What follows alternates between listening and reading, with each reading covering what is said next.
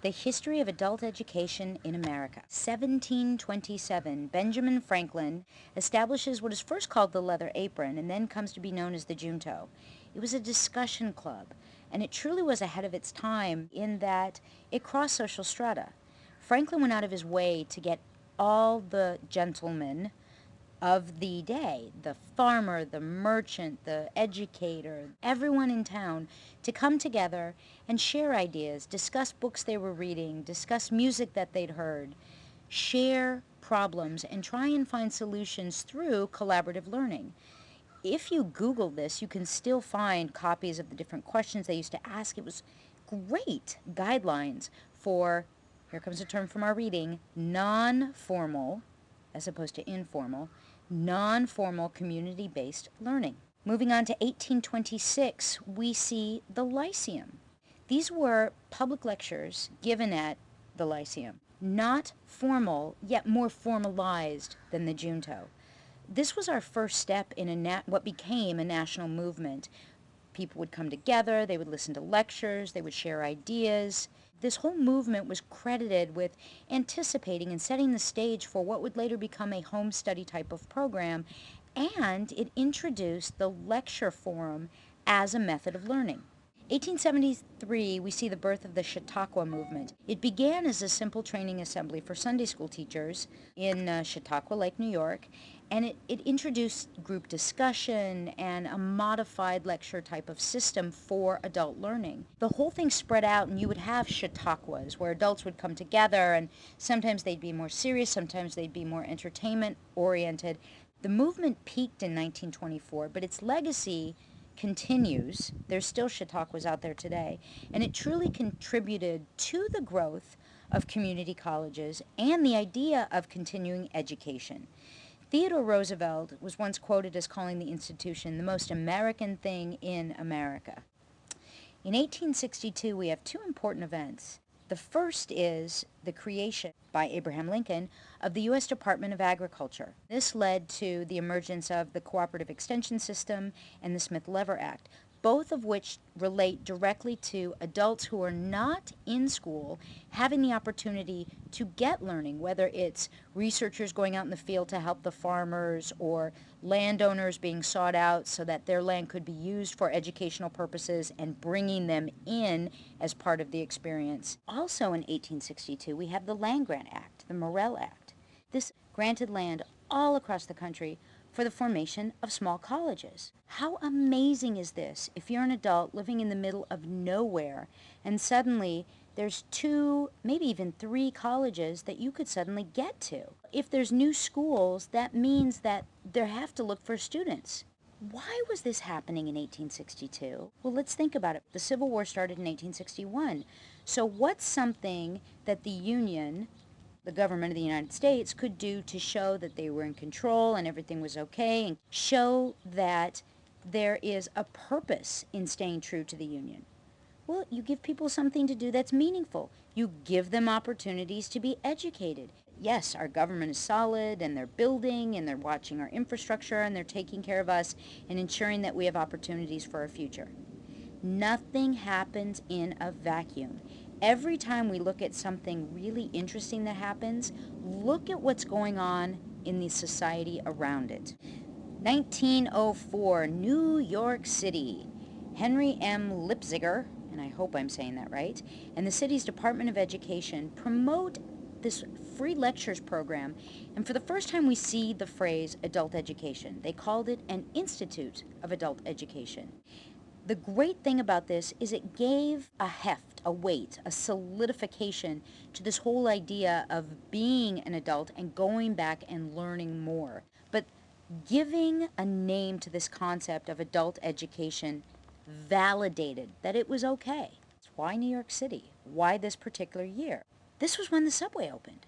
And all of a sudden, we see people from different social strata mixing and mingling. This was an opportunity to create more of a feeling of an equalized playing field. As well, 1904 was the height of European immigration into New York City, and this was creating social upheaval. Why do people who live in the same city as myself have so much more than I do? Education was seen as a means, and this is so American, of bettering yourself, of being able to provide for your family on a level that your parents never did for you. Thus, promoting free lectures as an institute of adult education truly gave a cohesion to the city and gave people a shared vocabulary and a shared sense of, yeah, I was there, I heard that. 1911, the State Board of Vocational and Adult Education is established in Wisconsin. This is the very first state to establish any formalized system of vocational or technical or adult education. What they required was that every community that had a population of 5,000 or more had to establish an industrial education board.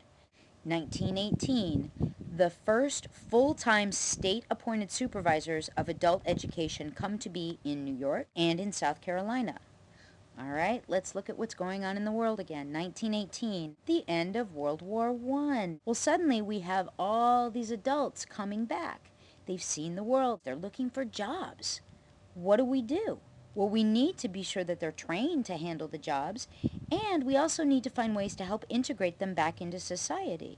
Thus, we create these new schools, new opportunities for adults to learn what they've missed, to get back into society, to gain skills that have become important while they were away serving our country. 1924, the National Education Association creates the Department of Adult Education.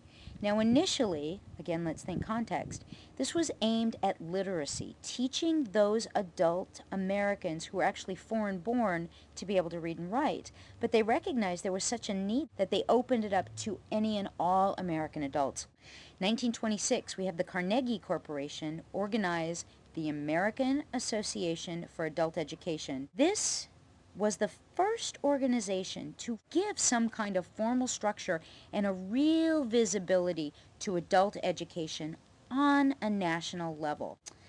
1933, we get into the Depression. The federal government establishes the Federal Emergency Relief Act. The main goal initially was to alleviate adult unemployment. Well, how do you do that? First, you have to make sure they have the skills to go out and get these new jobs. So state assistance for unemployed people and their families becomes training. And then you have to get people trained to be the trainers. So what they ended up doing was providing work and education to over 20 million people, as well as developing facilities for this learning to occur. Continuing on, 1935, the Works Progress Administration, the WPA, broadened the scope of public school adult education. It stopped it from being this thing that, yeah, private foundations deal with it. The public recognized that this was worth taxpayers' dollars. 1942, we have the establishment of the U.S. Armed Forces Institute.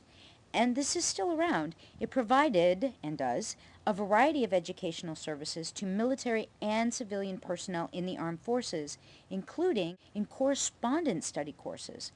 But they also showed new ways of group study, they created guides, they had residential center programs, they did tests of general education development, which became the GED, to get your equivalent high school diploma, as well as educational and vocational advice. Context check. What was going on in 1942? Why would it be important for the armed services to start supporting greater education for adults in America? Federal funding throughout the 60s and 70s, you can see tons of legislation going on in this time. Well, why? Why was it so important that the federal government decided to jump in? This is not by any means the end of the list. These are just some of the biggest and most well-known. What was going on throughout the 60s and the 70s? Every kind of movement you can think of. The women's movement, Black Power movement, every group was standing up saying, you know, we're not getting respect, we're not being treated fairly. This is the same time where we see all kinds of different rights legislation. So if you've got all these people who feel that they've been treated unfairly and underserved, you have to give them opportunities to catch up. How do you do that?